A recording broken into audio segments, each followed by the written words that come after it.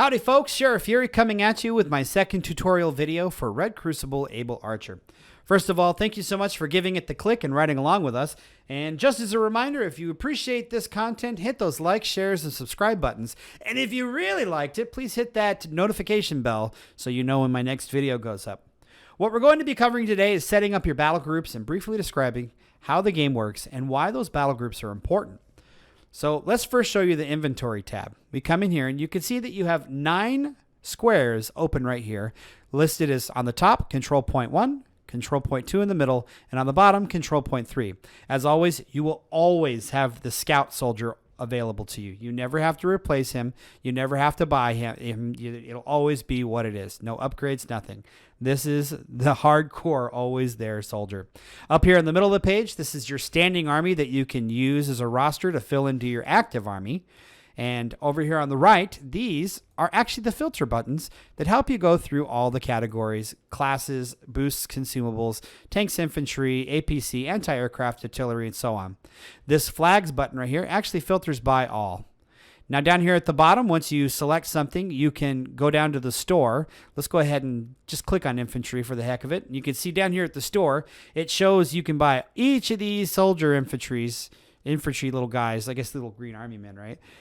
To put into your standing army and then move them into your active army.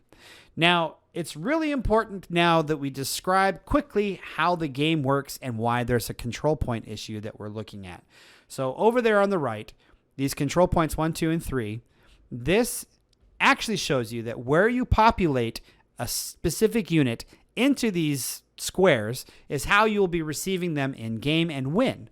Now that sounds a little complicated, but don't worry, it's really not.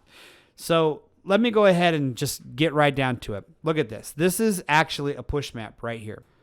Take a minute, pause the video if you want, and get a good look at this, but this is the map, and your scout will start down here where it says spawn or up here where it says spawn.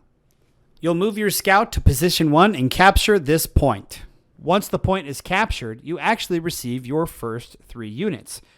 The exact same units you placed in control point 1. You take those units, move to control point 2. As I'm sure you're starting to get it, you capture control point 2 and you get the tanks and vehicles that you placed in your second battle group. Now that that's out of the way, let's build a quick army. It's really quite simple. All you have to do is pick, your army. I'm going to go ahead and click by filter by everything, and then I'm going to take, let's say, this Russian tank, move it in here. Let's go find another one. Let's do gold. I like gold. Why not? Move it in here. Move it in here. So it's just, I don't know how to PC, by the way. So this is exceptionally easy in a PC. And just move tanks where you think you're going to need them based off what random opponent you're going to be facing. Or if you know your friends and you know how they're going to play, just set it up so you can crush them. Because they always do the same thing, right? They always do the same thing. Some of my friends do. Not all of them. It's also important to note that the scout has no weapons other than, the consumables that he'll have available to him. So I'm going to go ahead and filter by consumables. I'm going to give him a stealth bomber, a tornado, and why not another stealth bomber. And don't worry about the boosts. We'll cover that in a different video. It's pretty simple as well. But now that that's set up, it's done. There's not much you have to do more than that. It's not too shabby, if I say so myself. Lastly, it's important to have a look at unlocks. Keep in mind, you will start the game fresh with plenty of units to field an army, but unlocks give you the ability to diversify your army with new and differently equipped units. Let's go ahead and click on that tab. Unlocks are comprised of 80 different vehicles and infantry. So if I select them, recon tank, infantry, APC, anti-air, artillery, CNC, and transports. Of course, I have all of these unlocked because I like playing with CNC units.